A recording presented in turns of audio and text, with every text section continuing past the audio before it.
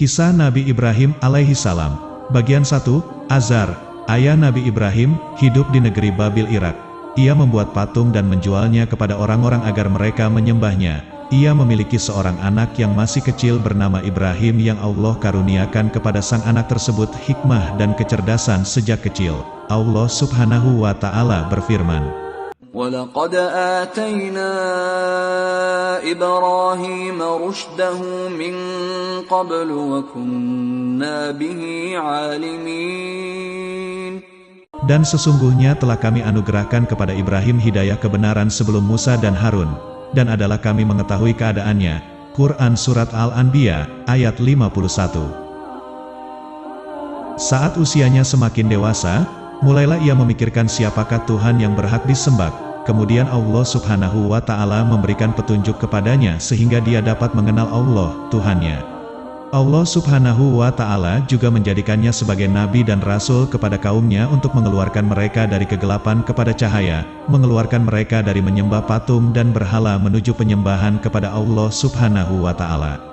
Allah Subhanahu wa Ta'ala juga menurunkan suhuf atau lembaran kepada Nabi Ibrahim yang di dalamnya terdapat adab, nasihat, dan hukum-hukum agar beliau menunjuki kaumnya, mengajarkan kepada mereka dasar-dasar agama, serta menasihati mereka untuk taat kepada Allah, Tuhan mereka, mengikhlaskan ibadah kepadanya, dan menjauhi segala perbuatan yang bertentangan dengan akhlak yang mulia.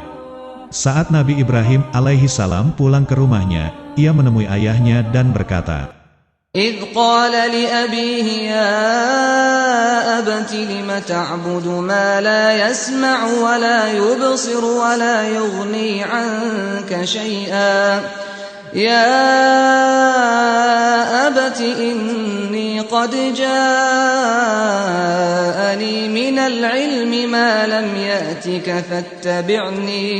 فاتبعني أهدك صراطا سويا يا أبت لا تعبد الشيطان إن الشيطان كان للرحمن عصيا يا أبت إني أخاف أن يمسك عذاب من الرحمن فتكون للشيطان وليا. Ingatlah, ketika dia, Ibrahim, berkata kepada ayahnya, "Wahai ayahku, mengapa kamu menyembah sesuatu yang tidak mendengar, tidak melihat, dan tidak dapat menolong kamu sedikitpun? Wahai ayahku, sesungguhnya telah datang kepadaku sebagian ilmu pengetahuan yang tidak datang kepadamu. Maka ikutilah aku, niscaya aku akan menunjukkan kepadamu jalan yang lurus. Wahai ayahku, janganlah kamu menyembah setan. Sesungguhnya setan itu durhaka kepada Tuhan yang Maha Pemurah. Wahai ayahku, sesungguhnya aku khawatir kamu akan ditimpa azab dari Tuhan yang Maha Pemurah, sehingga kamu menjadi kawan bagi setan." Quran Surat Maryam ayat 42-45. Namun ayahnya menolak ajakan anaknya, yaitu Ibrahim alaihi salam. Sambil marah ia berkata, قال أراغب أنت عن آلهتي يا إبراهيم لئن لم تنته لأرجمنك واهجرني مليا. Dia ayahnya berkata, "Bencikah kamu kepada Tuhan-Tuhanku? Wahai Ibrahim, jika kamu tidak berhenti, niscaya kamu akan kurajam, dan tinggalkanlah aku untuk waktu yang lama." Quran Surat Maryam ayat 46.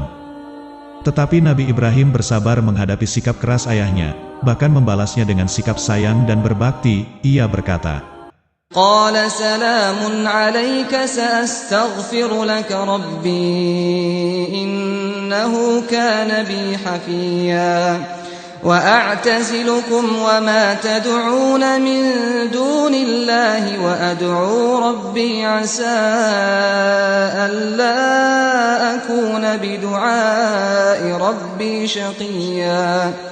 Dia, Ibrahim, berkata, "Semoga keselamatan dilimpahkan kepadamu. Aku akan memintakan ampun bagimu kepada Tuhanku.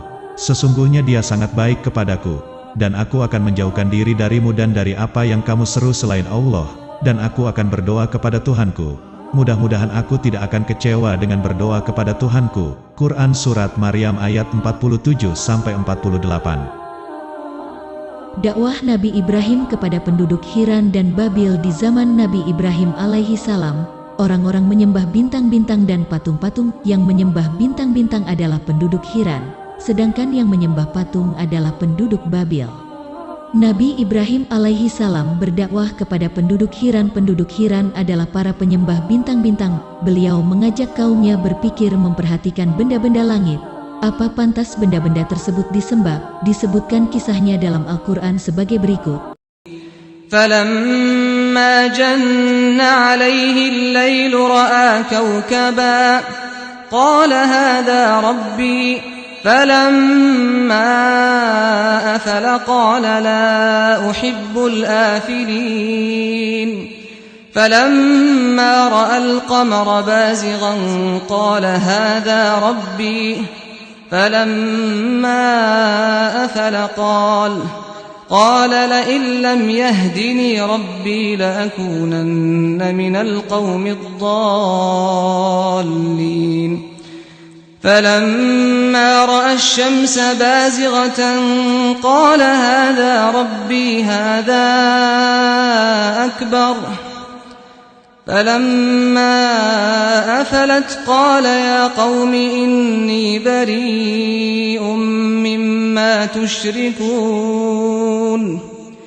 إني وجهت وجهي للذي فطر السماوات والأرض حنيفا وما أنا من المشركين وحاجه قومه قال أتحاجوني